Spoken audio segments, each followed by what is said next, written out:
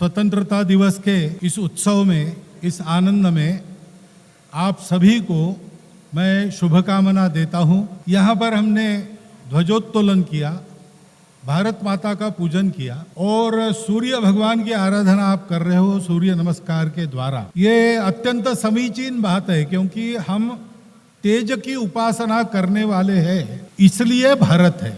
जो भा यानी आभा यानी प्रकाश में रत रहता है वो भारत है। तो प्रकाश का जो उद्गम है हमारे विश्व के लिए वो हमारा सूर्य है। उस आदित्य की आराधना स्वतंत्रता दिवस पर करना यह अत्यंत औचित्यपूर्ण कार्य आपने किया है, कर रहे हैं।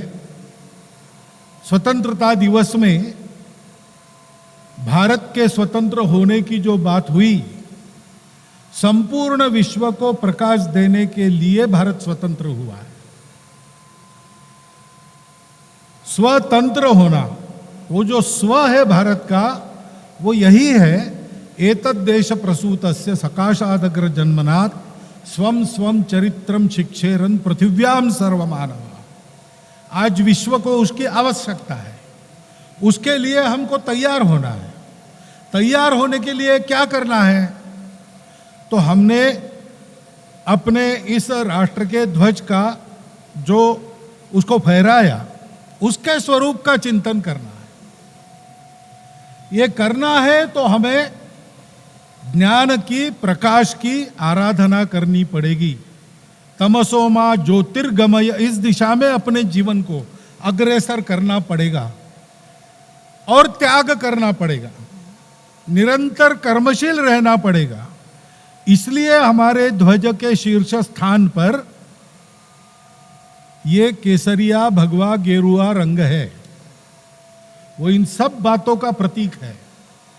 और ऐसा करते हैं तो उसके साथ साथ ये त्याग करना, तेजोमय होना, तेज की आराधना करना, ज्ञान की आराधना करना, नित्य निरंतर कर्मशील रहना। क्यों करना?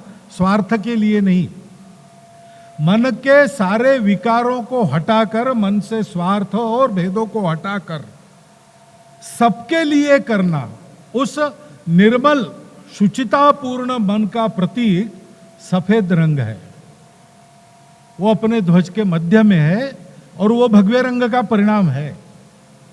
ऐसा करेंगे तो श्री लक्ष्मी जी का प्रतीक हरे रंग, जिस समृद्धि का निदर्शक है, वो सब प्रकार की भौतिक, आध्यात्मिक, समुत्कर्ष और निश्रेयस, दोनों प्रकार की समृद्धि हमको प्राप्त होगी। यह सतत संदेश देने वाले ध्वज का उत्तोलन हमने किया है। हमको ऐसे करना है क्योंकि संपूर्ण दुनिया को प्रकाश देने के लिए भारत को सामर्थ्य संपन्न बनना है। और भारत सामर्थ्य संपन्न न हो, इसलिए हमको तोड़ने वाली शक्तियां भी कार्यरत है, वो उनका काम कर रही।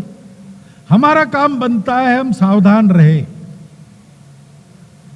हम अपने इस स्वत्व के आधार पर हमारे राष्ट्रध्वज किन बातों का निदर्शन करता है, इसको समझकर कार्यरत रहे।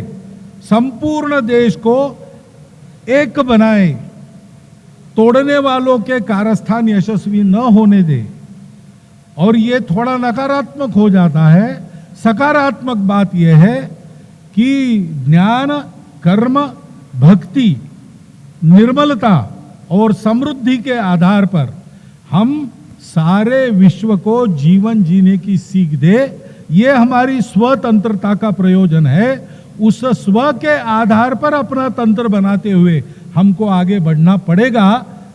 हमारे पूर्वजों ने स्वतंत्रता आंदोलन का ये अद्यतन चरण 1857 में प्रारंभ किया और 90 वर्ष का परिश्रम करने के बाद 15 अगस्त 1947 में हम स्वाधीन तो हुए, स्वतंत्र होने के लिए स्वाधीन हुए।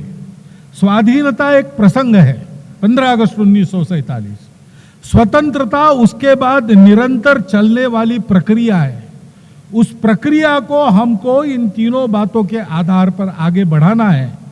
इसका संकल्प हम आज ले और अपने देश को संपूर्ण जगत का उपकार करने वाला ऐसा देश हम बनाएंगे। हम गुरुपद मांगेंगे नहीं, दुनिया कहेगी भारत हमारा गुरु है।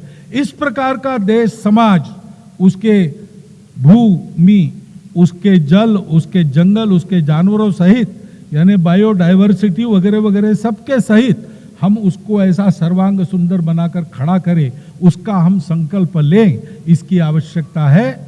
आप ये सब जानते हैं।